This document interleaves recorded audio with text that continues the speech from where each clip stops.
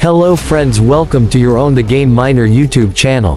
As you know, Sony just released Spider-Man 2 gameplay trailer and PlayStation confirms 9 villains set to appear. Insomniac Games released what is possibly the best superhero video game in years with Marvel's Spider-Man. With its sequel set to pin Peter Parker and Miles Morales against a slew of villains both new and old. The original game had the player face several colorful villains as big as Dr. Octopus or as small as Shocker. But the sequel aimed higher with the tease of Kraven the Hunter and Venom. The newest gameplay trailer for Marvel's Spider-Man 2 revealed not only the Lizard, but that Kraven has a whole faction of hunters as well. And they are on the prowl in New York City.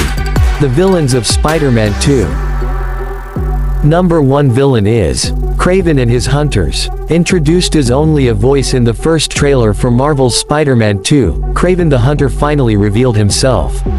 In the opening cutscene of the recently released gameplay trailer, the hunter was dissatisfied with his recent prey until one of his goons suggested the villain-infested New York as a new hunting ground. Given a touchpad, Kraven was shown several potential targets, including Peter Parker and Miles Morales. Not to mention a slew of past Spider-Man villains, including the Lizard. Number 2 villain is the Lizard. The first game established that Dr. Curtis Connors had become the Lizard once before, but was cured by Spider-Man. Unfortunately, the poor doctor has had a terrible relapse in the sequel, with most of the gameplay showing the Spider-Men tracking down the turned Connors before Kraven's hunters. Another wrinkle is that both Peter and Miles appeared surprised at how big he's gotten, which could suggest that his condition has worsened over the years. But what's more pressing is that Connors is the key to helping Harry Osborn recover from the seemingly incurable Ostrand syndrome, hence Peter's fierce determination to turn the scientist back to normal. Number 3 is Venom. Savvy fans knew immediately that the inky black goo attached to Harry at the end of the original game could have only been the symbiote, which would no doubt lead to Venom. However, it's unknown yet what origin Insomniac Games will use for the agitating symbiote. It could have been made in a lab by Oscorp to help his son, similar to the Ultimate Comics. Or Oscorp could have found the alien, like the classic origin.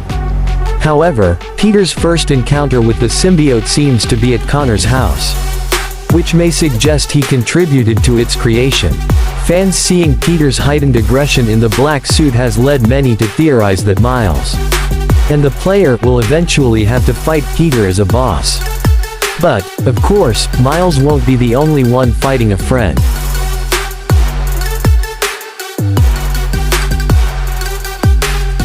Number 4 is Wraith. In Marvel's Spider-Man DLC, The City That Never Sleeps, Spider-Man's police contact and friend, Yuri Watanabe, was suspended from the force for attempting to kill Hammerhead. However, at that point, she became so disillusioned with the law that she decided to continue taking matters into her own hands. More so an anti-hero vigilante than an outright villain, Watanabe will don a new alias in Spider-Man 2, Wraith, as she does in the comics. There's little doubt she'll be a boss fight or challenge for Peter in the game, hopefully ending with Watanabe seeing the light. Number 5 is Black Cat. The last time anyone heard from Felicia Hardy's Black Cat was in Marvel's Spider-Man, Miles Morales. When gone, straight-ish, with Simon Krieger's computer listing her as inactive. Also, it's not as if she was particularly villainous in The City That Never Sleeps. However, if anyone could bring the Black Cat out of hiding, it's Kraven the Hunter. But it could also be as simple as Hardy becoming bored and doing some low-key harmless cat burglary or messing with Spider-Man for old time's sake. Number 6 is Taskmaster.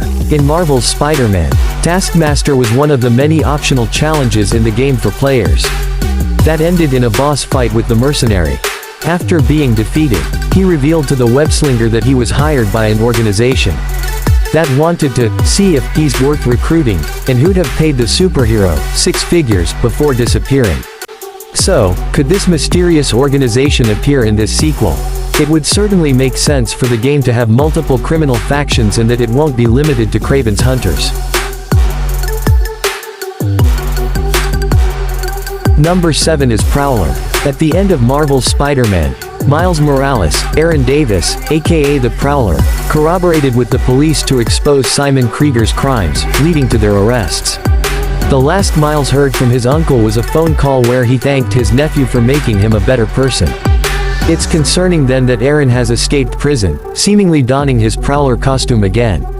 Of course, Miles' uncle was possibly released early for good behavior or struck a deal. But this will be one of Miles' side quests for the game.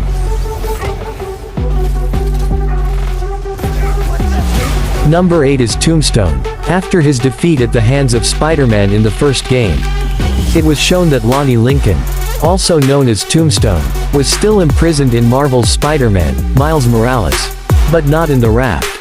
So, it appears wherever he was being held wasn't enough to hold him. It'll be curious how Tombstone could even pose a threat again to anyone, since Parker originally beat him by creating a counter-drug that neutralized his invulnerability. Perhaps, similar to Connor's, Tombstone's condition has evolved, and the Spider-Men will have to make room for him in the raft. Number 9 is Shocker. Big enough of a villain to have a boss fight but small enough not to be invited onto the Sinister Six.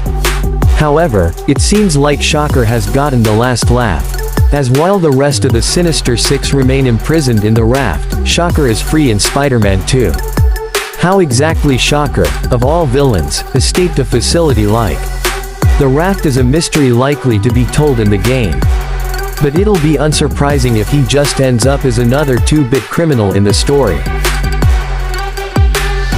And as we know, raft prisoners shown on Kraven's touchpad with several villains from the previous game stuck in one location, the raft.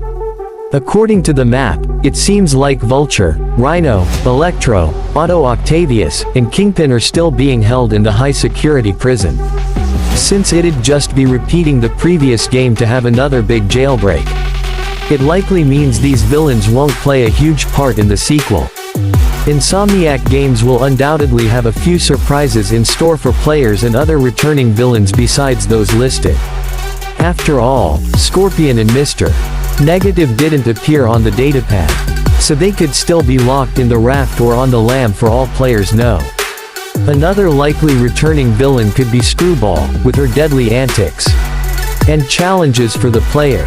Mysterio and Sandman have been confirmed to exist in universe, so it's plausible either could appear, but the most likely Spider-Man villain to appear alongside Kraven could be his half-brother Dmitry Smerdyakov, also known as the Chameleon.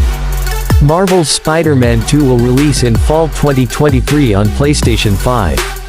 This is all for Spider-Man 2, which is in development, but don't worry, you will not miss the Spider-Man 2 release date because we are here.